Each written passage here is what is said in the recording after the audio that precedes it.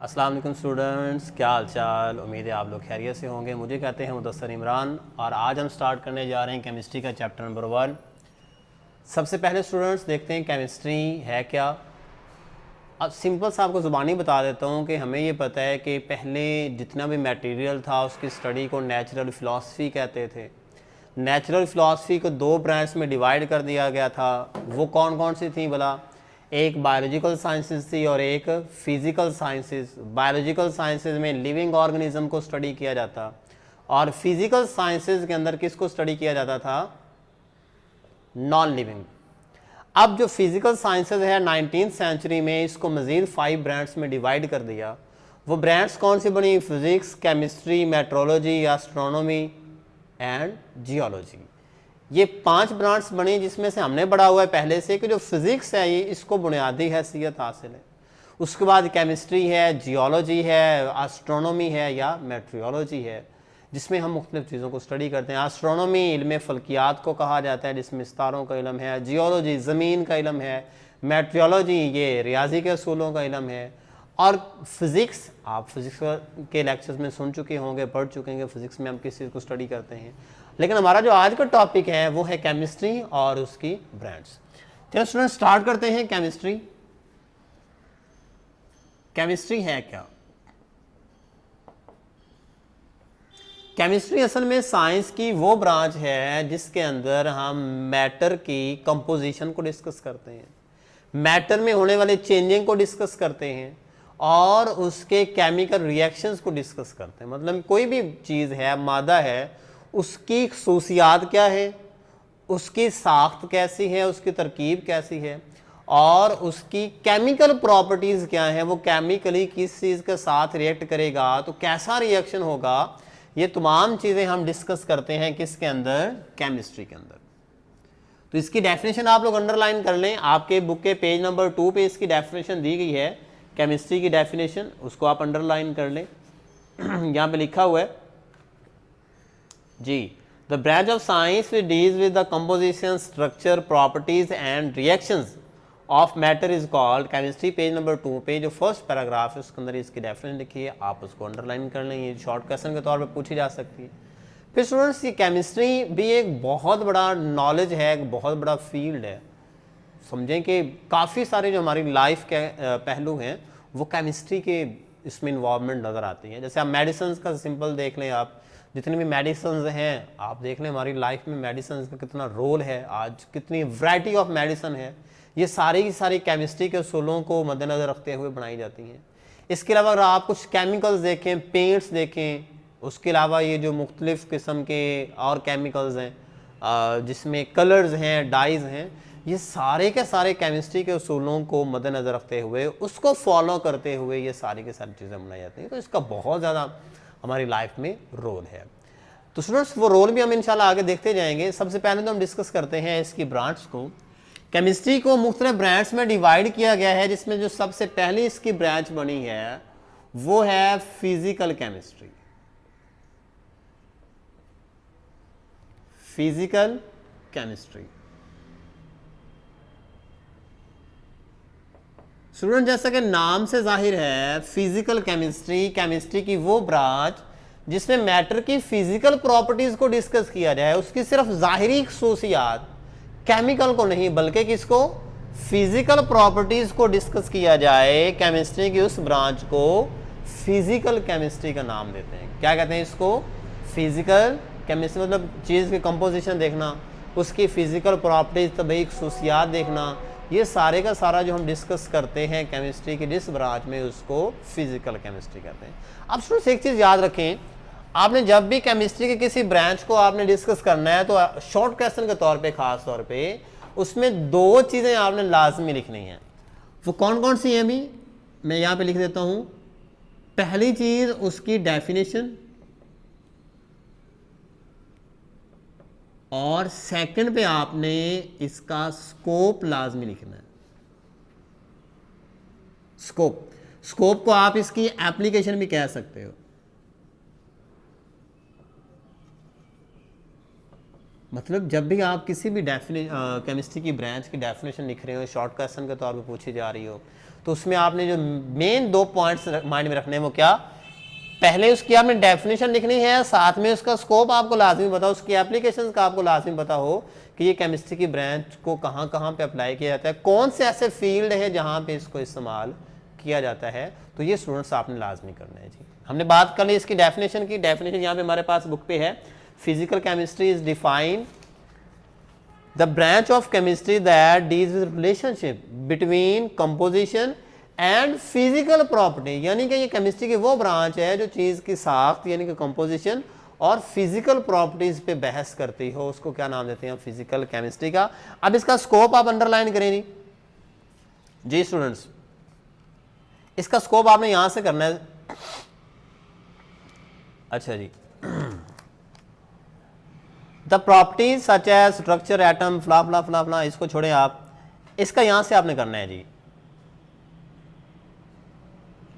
Formation of molecules, behaviour of gases, liquids and solids and effect of temperature और radiation on matter are studied under this branch.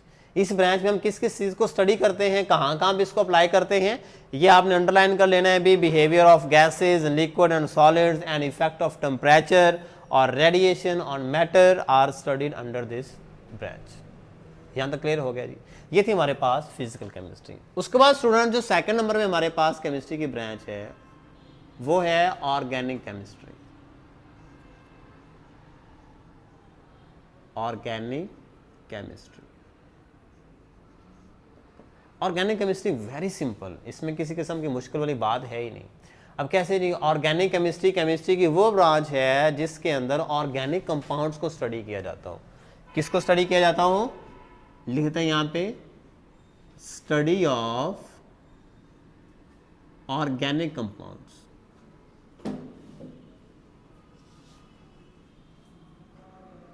Study of organic compound is called organic chemistry. अब organic compounds क्या होते हैं, ये बड़ा important topic है और याद रखें ये ऑर्गेनिक केमिस्ट्री, यहाँ पे तो आपको एक वर्ड नजर आ रहा है, अभी एक डेफिनेशन आप पढ़ेंगे 9th के अंदर।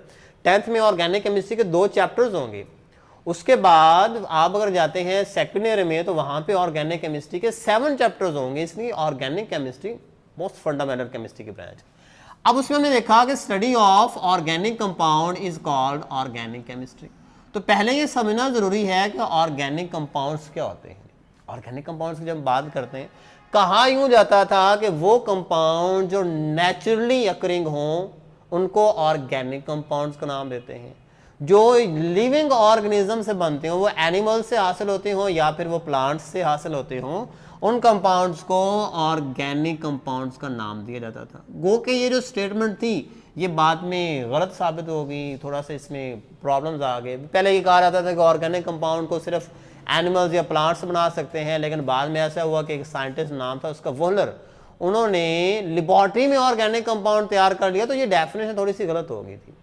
लेकिन इसमें मेन चीज याद रखें कि जितने भी ऑर्गेनिक कंपाउंड्स हैं इसमें कार्बन और हाइड्रोजन ये फंडामेंटल होंगे। क्या चीजें होंगी, कार्बन और हाइड्रोजन।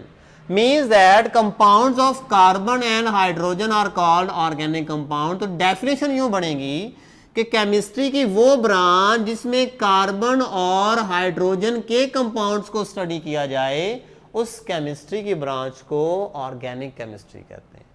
क्या डेफिनेशन बनेगी, the branch of chemistry that deals with the compounds of carbon and hydrogen. Carbon और हाइड्रोजन के कंपाउंड्स पे जो बात करें। अब याद रखें स्टूडेंट्स एक बात कि जो हाइड्रोजन और कार्बन के कंपाउंड्स हैं इनको हाइड्रोकार्बन्स भी कहते हैं। Hydrocarbons, compounds of carbon and hydrogen. Definition क्या बनेगी, the branch of chemistry that deals with the study of compound of carbon and hydrogen means hydrocarbons. This branch is called organic chemistry. और ये सिर्फ इसी बात तक नहीं रहती, जो कंपाउंड इनसे ड्राइव किए जाते हों, जो कंपाउंड इससे ड्राइव किए जाएं, इनके जो डेरिवेटिव्स हों, मतलब कि जो इन ऑर्गेनिक कंपाउंड से अखज किए जाते हों कंपाउंड्स, उनको भी स्टडी करना ऑर्गेनिक केमिस्ट्री कहलाता है। तो स्टूडेंट्स क्या समझा यहां से हमने कि ऑर्गेनिक केमिस्ट्री में हम कार्बन और हाइड्रोजन के कंपाउंड्स मतलब के हाइड्रोकार्बन्स को स्टडी करते हैं, और साथ में जो हाइड्रोकार्बन से कंपाउंड ड्राइव किए जाते हैं, जो इसके डेरिवेटिव्स होते हैं, हम उसको भी स्टडी करते हैं। किसके अंदर? ऑर्गेनिक केमिस्ट्री के अंदर। ये तो होगी इसकी डेफिनेशन। अब आए इसके जरा स्कोप है कि इसको कहाँ कहाँ पे अप्लाई किया जाता है, इसकी एप्लीकेशंस क्या है, तो आप बुक पे इसको अंडरलाइन करें, आपको नजर आएगा ऑर्गेनिक केमिस्ट्री की सबसे जो लास्ट वाली 2 लाइनें हैं इस पे जी, organic chemist determines the structure composition फला फला फला फला, यहां से आप करेंगे, यहां से शुरू करेंगे आप, बिल्कुल सेकंड लास्ट लाइन का last word. Scope of this branch covers petroleum, petrochemicals and pharmaceutical industries.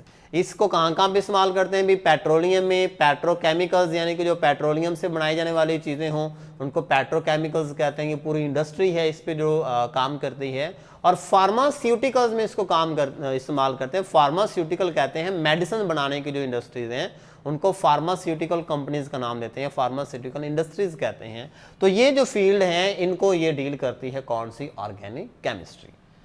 अब उसके बाद स्टूडेंट्स 3rd नंबर पे हमारे पास आती है इनऑर्गेनिक केमिस्ट्री। इनऑर्गेनिक केमिस्ट्री, अब सिंपल, ऑर्गेनिक का जो उलट है वो इनऑर्गेनिक है। जिसमें ऑर्गेनिक कंपाउंड को स्टडी करते हैं उसको तो कहते हैं ऑर्गेनिक केमिस्ट्री, जिसमें इनऑर्गेनिक कंपाउंड्स को स्टडी करते हैं उसको नाम देते हैं इनऑर्गेनिक केमिस्ट्री। अब इनऑर्गेनिक कंपाउंड्स होते कौन से हैं? याद रखें स्टूडेंट्स, वो तमाम कंपाउंड्स जिनमें कार्बन और हाइड्रोजन ना हो, इसके अलावा बाकी तमाम कंपाउंड्स को इनऑर्गेनिक कंपाउंड कहते हैं। बात समझ नहीं आई? सिवाय कार्बन और हाइड्रोजन के कंपाउंड्स के बाकी जितने भी कंपाउंड्स होते हैं उनको इनऑर्गेनिक कंपाउंड्स का नाम देते हैं, और उन तमाम कंपाउंड्स को स्टडी करना इनऑर्गेनिक केमिस्ट्री कहलाता है। केमिस्ट्री की जिस ब्रांच में उनको स्टडी किया जाता है उसे इनऑर्गेनिक केमिस्ट्री का नाम देते हैं। इसकी डेफिनेशन हो गई। अब इसका स्कोप आप अंडरलाइन करें भी, देखिए स्टूडेंट, सेकंड लास्ट लाइन इसकी, it has application in every aspect of chemical industries such as glass, cement, ceramics and metallurgy। इसके यहाँ पे ग्लास में आपको नजर आएंगे, सिरामिक्स इंडस्ट्री में आपको नजर आएंगे, सीमेंट इंडस्ट्री में इसको इस्तेमाल करते हैं, मेटलर्जी में इसको इस्तेमाल करते हैं, एक्सट्रैक्शन ऑफ मेटल्स में इनऑर्गेनिक केमिस्ट्री का रोल हमें नजर आता है। तो ये इसका स्कोप आ जाता है। दोनों चीजें मैं साथ साथ करवा रहा हूँ, इसको आप अंडरलाइन करते रहिएगा साथ साथ, ये आपको बहुत फायदेमंद साबित होने वाली है, क्योंकि आगे क्वेश्चन 2 तरह से पूछा जाएगा, या तो इसका स्कोप पूछा जाएगा या फिर इसकी डेफिनेशन पूछी जाएगी। तो ये आपने लाजमी साथ में अंडरलाइन करना चाहिए। ये स्टूडेंट 3 ब्रांच होगी। हमारे पास जो 4th ब्रांच है वो है बायोकेमिस्ट्री। बायोकेमिस्ट्री, चलिए ये तो स्टूडेंट्स वैसे सिंपल सी ब्रांच है, जैसे आपको नाम से नजर आ रहा है कि ये ब्रांच बायो से रिलेटेड है। अब बायो से रिलेटेड मतलब लाइफ से रिलेटेड है ये ब्रांच, इसको बायोकेमिस्ट्री का नाम देते हैं। अब लाइफ से कैसे? कि वो तमाम काम जो लिविंग ऑर्गेनिज्म के अंदर हो रहे हों, मतलब चीज़ों का वहाँ पे चेंज होना, मेटाबॉलिज्म का प्रोसेस होना, प्रोटीन्स का आगे डिवाइड होना, कंपाउंड्स का फैट्स में, कार्बोहाइड्रेट्स में, प्रोटीन्स में टूटना, जो खुराक हम खाते हैं वो किस तरह से हमारी बॉडी का पार्ट बनती है, जितना भी अंदर ह्यूमन बॉडी के अंदर केमिकल रिएक्शंस हो रहे हैं, लिविंग ऑर्गेनिज्म के अंदर केमिकल रिएक्शंस हो रहे हैं, उनको स्टडी करना बायोकेमिस्ट्री कहलाता है। इसमें हम क्या स्टडी करते हैं? Composition, structure and chemical reactions taking place in living organism. जो लिविंग ऑर्गेनिज्म में केमिकल रिएक्शन हो रहे होते हैं उनको स्टडी करना क्या कहलाता है? बायोकेमिस्ट्री कहलाता है। क्या कहलाता है? बायोकेमिस्ट्री। ये डेफिनेशन। अब सेकंड में क्या देखना है हमने? इसका स्कोप लिखे में, यहां से इसको अंडरलाइन करें। इसका स्कोप क्या है? It covers all chemical process taking place in living organism such as synthesis and metabolism of biomolecules like carbohydrates, proteins and fats. ये भी लिख सकते हैं आप। साथ में अगर आप इसका स्कोप इंडस्ट्रियल लेवल पे देखना चाहें तो वो इसकी बिल्कुल लास्ट पे जो लाइन है उसमें लिखा है examples of application of biochemistry. इसकी एप्लीकेशन की मिसालें कहाँ पे आपको नजर आएंगी? In the field of medicine, in the field of food science and agriculture. ये आपको मेडिसिन में नजर आएगी बायोकेमिस्ट्री, ये आपको फूड साइंस में नजर आएगी, जैसे खुराक को स्टोर करना, उसको महफूज करना, ये सारे प्रोसेस बायोकेमिस्ट्री के अंदर आते हैं। साथ में एग्रीकल्चर में आपको ये नज़र आएगी, एग्रीकल्चर जाहिर सी बात है लिविंग थिंग्स है ना, प्लांट्स लिविंग हैं, तो वहाँ पे भी आपको बायोकेमिस्ट्री देखने को मिलती है। तो ये उसके स्कोप के तौर पे आप लिख सकते हैं। उसके बाद स्टूडेंट्स हमारे पास जो 5th नंबर पे है वो है industrial chemistry. Industrial chemistry,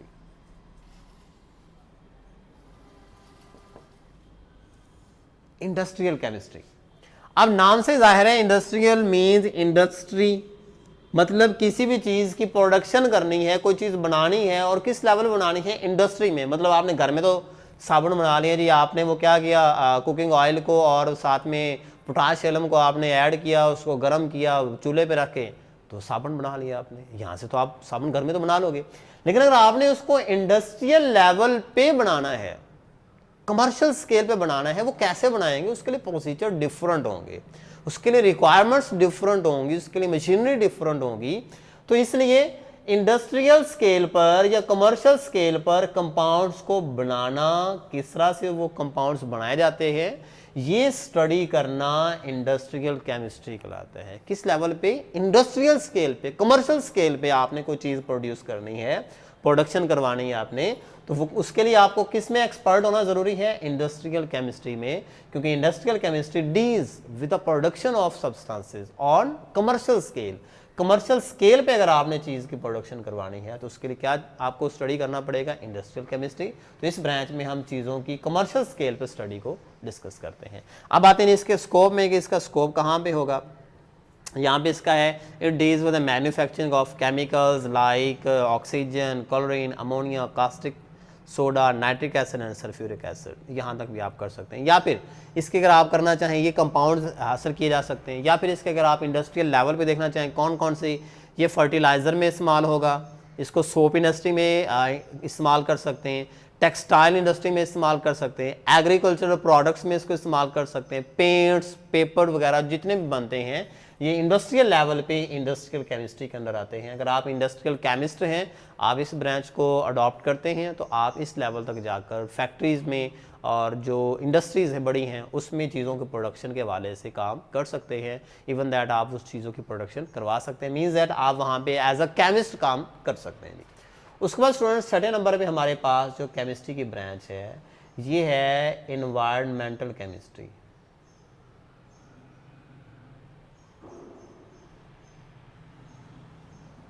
environmental chemistry, लफ्ज इन्वायरमेंटल जो है स्टूडेंट्स ये इन्वायरमेंट से निकला है। इन्वायरमेंट किसको कहते हैं, माहौल को। और माहौल क्या होता है जी, वो तमाम चीज़ें हमारे इर्द गिर्द जो हमारी लाइफ पे इफेक्ट करती हों उनको हम अपना इन्वायरमेंट कहते हैं। ठीक है, तो इसके अंदर हम इन्वायरमेंट को स्टडी करते हैं, कैसे कि हमारे इन्वायरमेंट पर क्या असरात होते हैं और इन्वायरमेंट के हम पे क्या असरात होते हैं, हमारी activities which are depending on environment, और इन्वायरमेंट उन एक्टिविटीज के ज़ेरे असर किस तरह से चेंज होता है, ये तमाम चीज़ों को स्टडी करना क्या कहलाता है, इन्वायरमेंटल केमिस्ट्री कहलाता है। क्या कहते हैं इसको, उर्दू में इसको कहते हैं माहौलियाती कीमिया। आपके लिए नया नाम आ जाएगा, कीमिया केमिस्ट्री को कहते हैं उर्दू में। तो इसमें आप इन्वायरमेंट को स्टडी करते हैं, जितना भी चेंजिंग आ रही है इन्वायरमेंट में, ग्लोबल वार्मिंग हो रही है, इसको स्टडी करना इन्वायरमेंटल केमिस्ट्री के अंदर आता है। ठीक है, ग्रीन हाउस इफेक्ट हो रहा है नहीं, इसको स्टडी करना किसके अंदर आता है, इन्वायरमेंटल केमिस्ट्री के अंदर आता है। साथ में वेदर फॉरकास्टिंग जो है ये सारी की सारी किस में आती है, इन्वायरमेंटल केमिस्ट्री के अंदर आती है। मौसम में जो चेंजिंग आ रही है, आने वाला मौसम कैसा होगा ये सारे का सारा किसके अंदर आता है, इन्वायरमेंटल केमिस्ट्री के अंदर आता है। तो इन्वायरमेंटल केमिस्ट्री की डेफिनेशन, और वैसे मैंने इसको एप्लीकेशन आपको बता दी है, यहाँ से अंडरलाइन भी करवा देता हूँ कि ये कहाँ कहाँ भी इसको इस्तेमाल करते हैं। इसकी सेकंड लास्ट लाइन में देखें, the knowledge of chemical process taking place environmental is necessary for the improvement and protection against agriculture. यहाँ से आप इसको ना भी करें कोई मसला नहीं, अगर आप इसका ऊपर से इससे भी ज़्यादा अच्छी चीज़ है वो कर लें तो आप। Environmental chemistry is related to other brands like biology, geology, ecology, soil and water। इसकी जो एप्लीकेशन आपको नजर आएंगे वो रिलेटेड नजर आएंगी, किसके साथ, वो बायोलॉजी के साथ भी होंगी, वो जियोलॉजी के साथ भी होंगी, वो इकोलॉजी के साथ भी होंगी, वो वाटर के साथ भी होंगी और वो सोइल के साथ भी होंगी। तो वहाँ भी इसकी एप्लीकेशन आपको नजर आएंगी। और सबसे लास्ट पे स्टूडेंट जो हमारे पास इसकी ब्रांच है वो है एनालिटिकल केमिस्ट्री।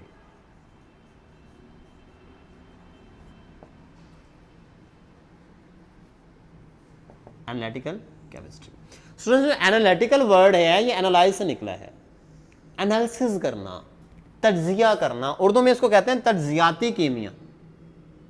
चलो मैं इसका लिख देता हूं आपको।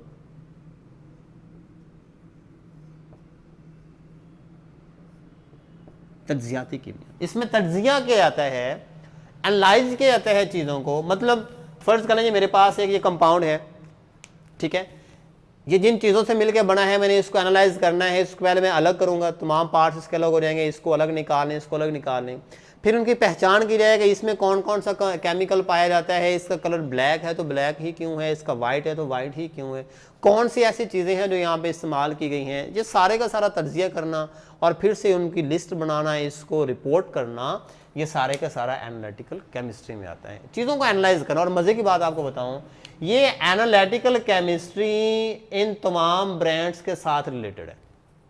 आप अगर एनालिटिकल केमिस्ट बन गए हैं तो आपकी ज़रूरत इन्वायरमेंटल केमिस्ट्री को वाले को भी होगी, आपकी इंडस्ट्री में भी ज़रूरत होगी, आपकी बायोकेमिस्ट्री में भी इन्वॉल्वमेंट होगी, organic compound, inorganic compound, physical chemistry, हर एक के अंदर आपकी वहाँ पे मांग होगी।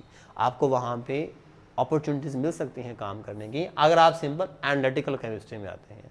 रीज़न क्या है कि हर चीज़ को एनालाइज करना बहुत ज़रूरी है। अगर वो फर्ज करने ऑर्गेनिक कंपाउंड है उनको भी एनालाइज करना पड़ता है, ठीक है, उसके लिए आपको एनालिटिकल केमिस्ट होना बहुत ज़रूरी है। इसके लिए एक ऑर्गेनिक केमिस्ट्री वाले को एनालिटिकल पढ़ना पड़ती है।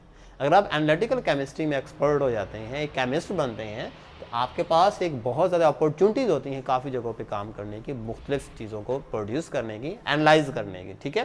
तो एनालिटिकल केमिस्ट्री में हम क्या करते हैं, चीज़ों को स्टडी करते हैं, उनका एनालाइज करते हैं, कंपाउंड की सेपरेशन की जाती है, उसके पार्ट्स की आइडेंटिफिकेशन की जाती है, इसको हम नाम देते हैं एनालिटिकल केमिस्ट्री का। और एनालिटिकल केमिस्ट्री में स्टूडेंट्स याद रखें एनालिसिस की दो टाइप्स होती हैं। एक होती है क्वालिटेटिव एनालिसिस,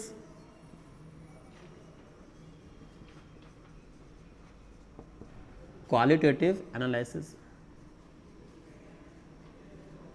और एक होता है क्वांटिटेटिव एनालिसिस, क्वांटिटेटिव।